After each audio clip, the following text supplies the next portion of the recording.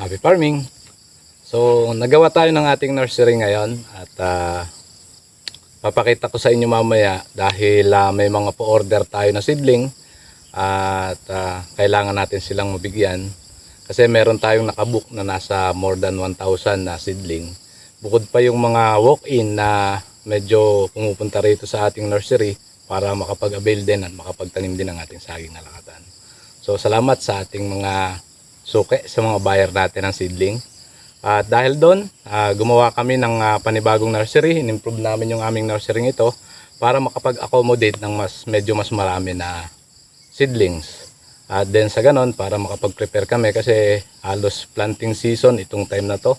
Kasi maganda ang panahon. Kaya naisipan namin na i-improve yung ating nursery para naman mabigyan natin yung ibang gusto pa rin makapagtanim ng ating lakatan. So pakita ko sa inyo. Parang sa ganon may idea tayo at ma-share sa inyo kung ano yung mga pwedeng gamitin sa ating nursery, kung ano man yung mga available dun sa inyong lugar. Kasi dito sa amin maswerte kami dahil meron kaming nagagamit na mga kinukuha lang namin dito sa aming farm. Tulad ng mga katawan ng anahaw na ginagawa naming guide o yun yung pinakang tawag namin dito pretil para hindi kumalat yung ating mga seedlings at para may ayos natin ng maganda. So pakita ko sa inyo. Yan yung ating nursery na inayos natin. So ito yung sinasabi ko sa inyo, itong mahaba na parang kahoy na yan. Yan ay puno ng anahaw, katawan ng anahaw na ginawa namin na guide para sa ganun ay magandang ihana yung ating nursery. Yung ating mga seedlings. So simple idea parang sa ganun na makapag-share tayo do sa mga may mga nursery din.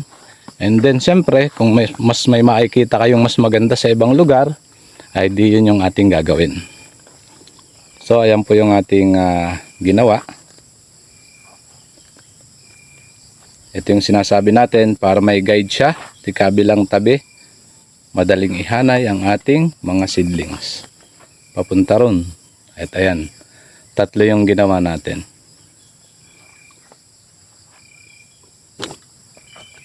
Bale, ginawa namin tong nursery na to para makapag-accommodate ng mas marami kasi kaya nitong makapag-accommodate ng 10,000 na ating mga seedlings.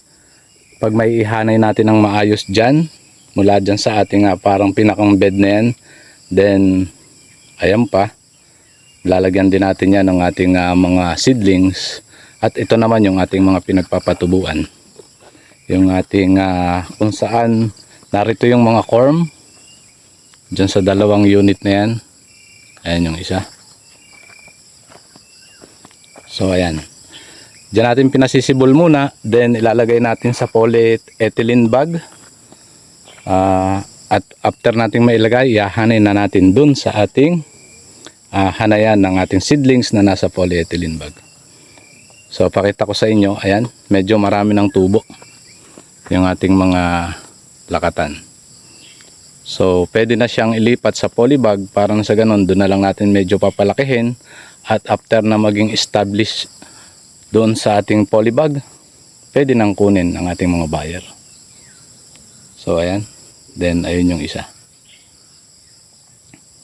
Kaya sa mga may nais mag-avail, meron po tayong available, kaya lang maaaring next week pa yung iba natin para nang sa ganun stabilize na do sa ating polybag. At yung nakikita nyo yan, nabawasan na namin yan. Nakapaglagay na rin kami do sa polybag. Kaya ito panibagong mga nagsibula na naman at marami pang tutubo dyan. Kasi yan ay tuloy-tuloy lang naman ang pagsibol.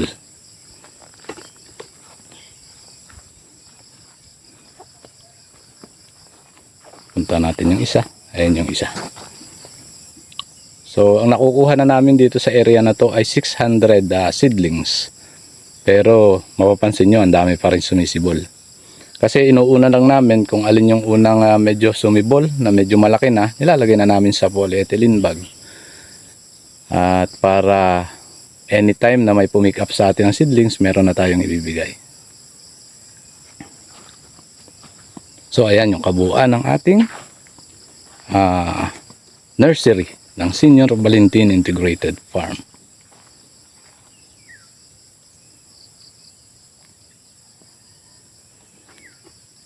So yun lang, maraming salamat and happy farming.